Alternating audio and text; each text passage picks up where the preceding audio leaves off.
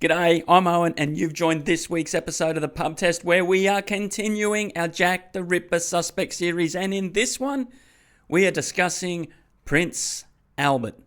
Yes, perhaps the most famous of all Ripper suspects. Mostly made popular, this theory, by a BBC documentary in the 1970s. But this is going to be quite the story, so I suggest you grab yourself a beverage. I myself have stopped drinking beer. Do not tell the Australian government. Keep that to yourself because it's very un-Australian not to drink beer, so they'll probably deport me somewhere. Hopefully Hawaii. But you grab whatever you wish, settle in, because this is going to be quite the wild ride. So who was Prince Albert? Well, he was born in 1864 as Prince Albert Victor Christian Edward, and he got known as Eddie within the family. His father was Prince Albert Edward, who later became King Edward VII. Now, Prince Albert, or Eddie, he was the firstborn, and back then it was important that he was the firstborn male, which meant he was directly in line for the throne. Though as I understand now, they've changed that. You can be the first female born and you can succeed to the throne. But back then, yes, he was firstborn and he was male, so he was next in line to be king. But there were two problems with Prince Albert succeeding to the throne. First, his private life is a matter of question. Apparently, he would visit places to entertain himself. And we've discussed a lot of the women of the night, but apparently Eddie didn't mind visiting the men of the night and going to certain houses where he could entertain those pleasures. Now, not only was that criminal back then, the attitudes of people at the time, it would have been such a scandal if the future King of England was involved in that behaviour. Even though it was well known that his father, who did become the king, had a few women on the side. Apparently that could be tolerated, but not this other behaviour. No, that would not do at all. Secondly, it is known that he wasn't that great academically, to the point that some have suggested there was some real type of mental disability that this Prince Albert had. But it wasn't just that he struggled academically. They say he was just really dull. He didn't have much go about him at all, had very little personality. And I could imagine that that would be a problem as such a prominent figure. But the royals knew that there's something they could do about this, so they hired a tutor. And that tutor was James Stephen. Now, we covered him in a video previous, and he was only 5 years older than Prince Albert. But if you remember from that video, James Stephen was a big unit, great athlete, very good academically, really high achieving, whereas Prince Albert was rather wiry, not doing well academically, and just not very charismatic. So it seems odd that these two individuals actually formed a really close friendship for the rest of their lives.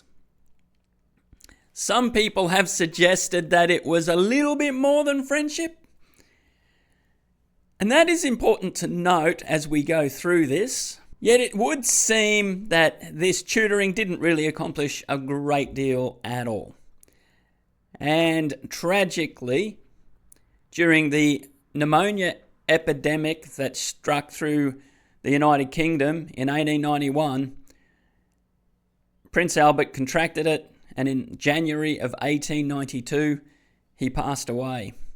And what is interesting, little bit of detail here, which bit coincidental, but James Stephen himself passed away only 3 weeks later in February of 1892.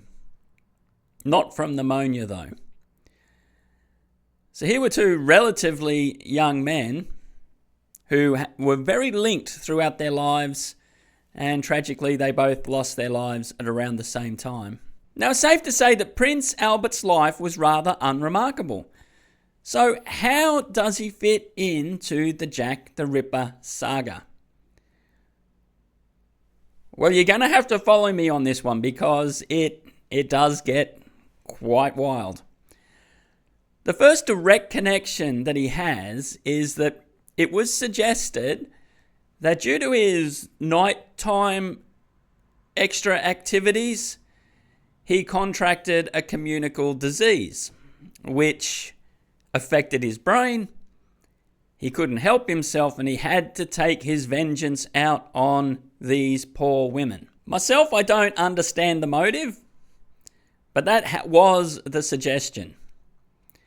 Another theory was that James Stephen, well, he was the driving force behind the murders. And he dragged poor Prince Albert along, and the royal family knew about this, and so then they had to cover it up because he was an accomplice to the actual Jack the Ripper. Basically saying, well, look, Eddie himself couldn't have done it. He didn't have the stature or the ability, but James Stephen did. The third theory is that perhaps James Stephen himself acted alone, but because of the close relationship between the prince and the tutor,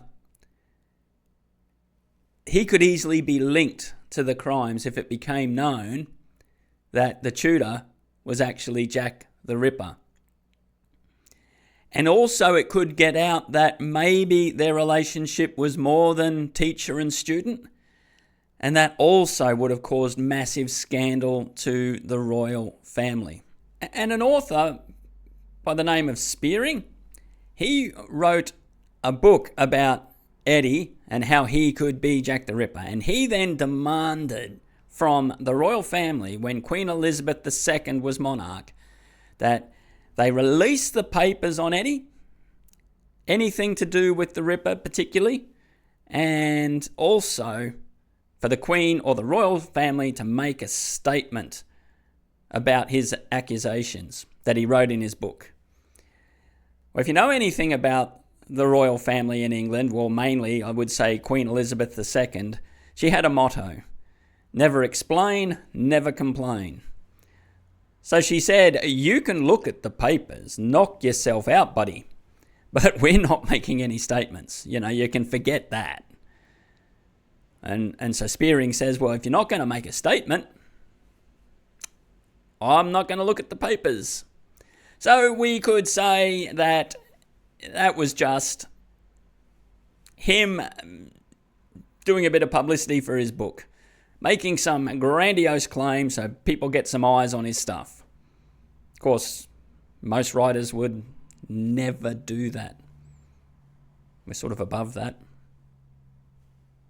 Donald Trump could have been Jack the Ripper, just saying. But could Prince Albert have been Jack the Ripper himself?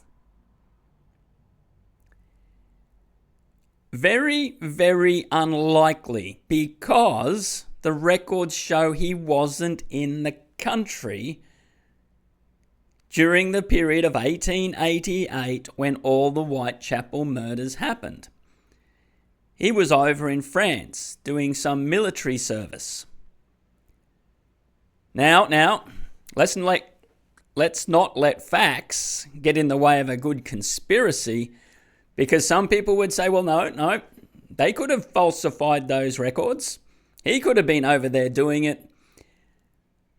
We'll try not to let facts get in the way of the conspiracy as we go through this, but personally, just keeping this on the quiet, I don't think he did it. However, there is a lot of twists here.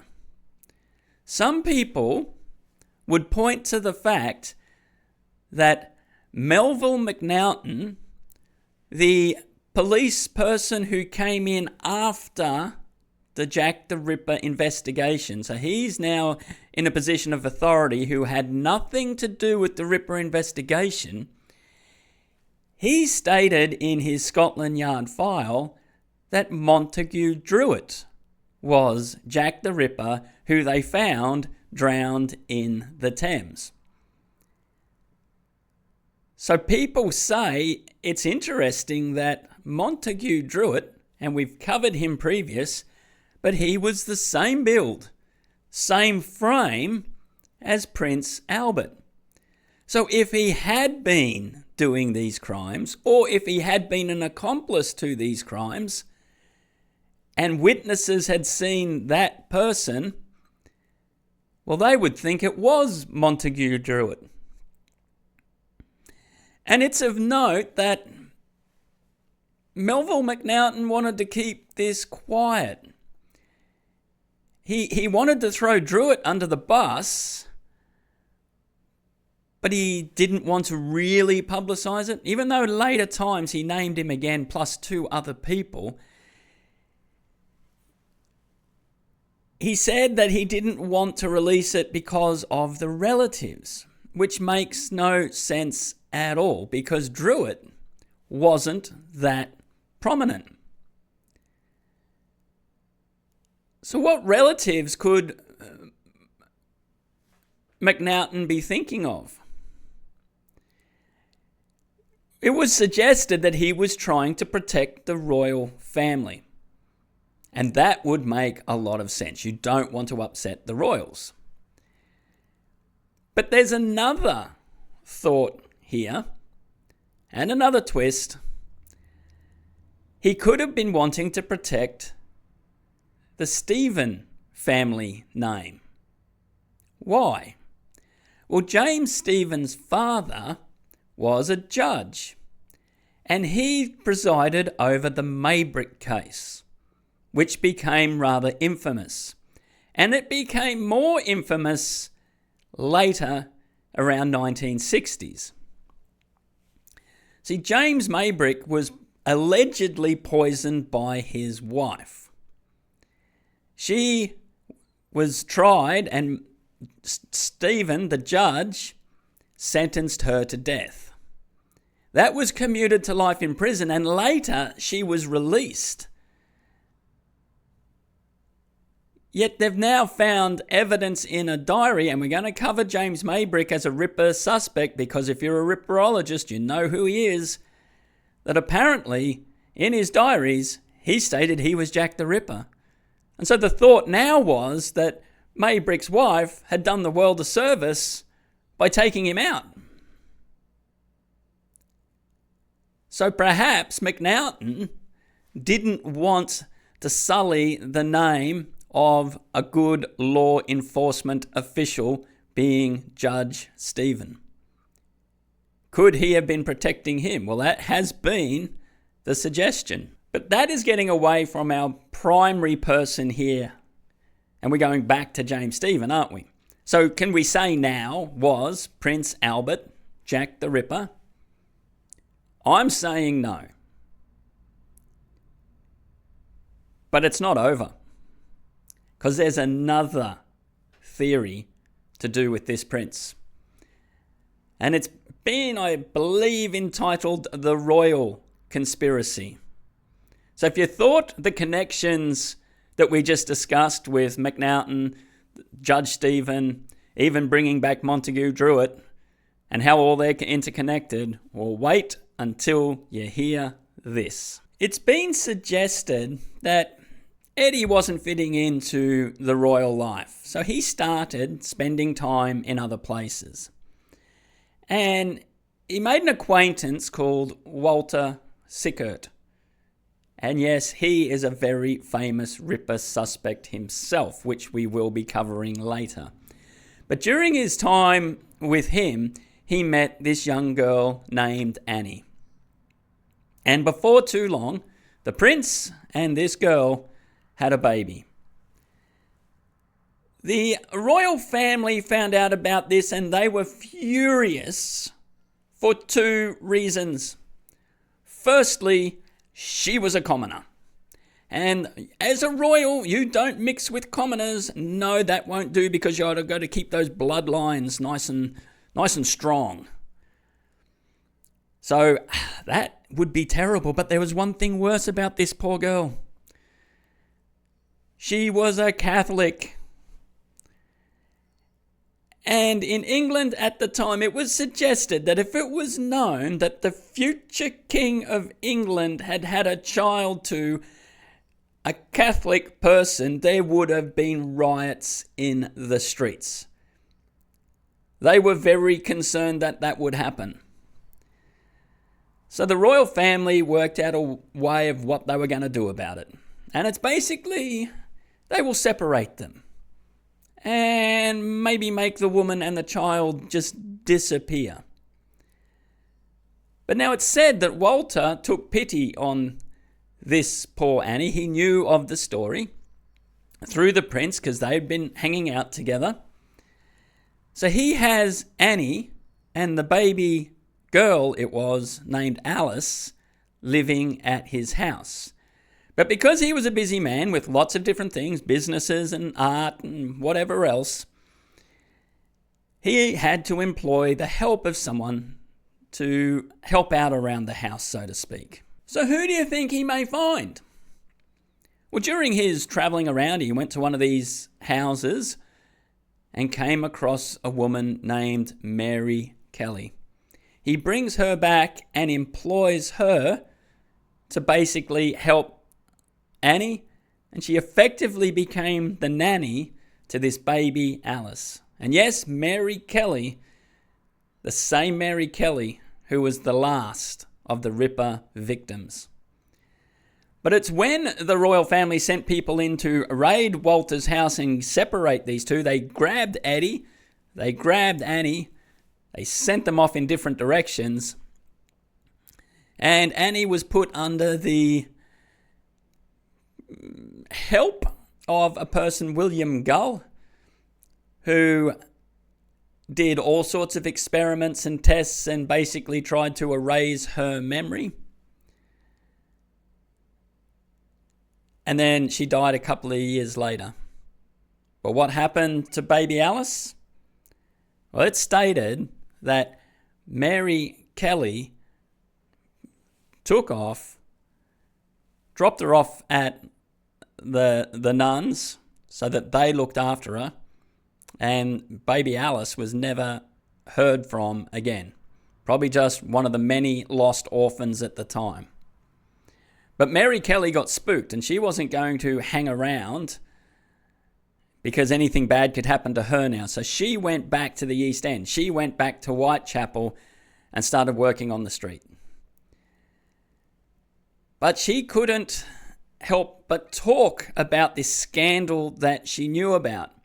And she had some, what we would say, perhaps accomplices, but she was associating with a group of people. And they were encouraging her to maybe extort some money from the royal family, get a bit of ching, get paid for your service to the family. So who were these accomplices? Mary Nichols, Elizabeth Stride, and Annie Chapman. 3 other Ripper victims.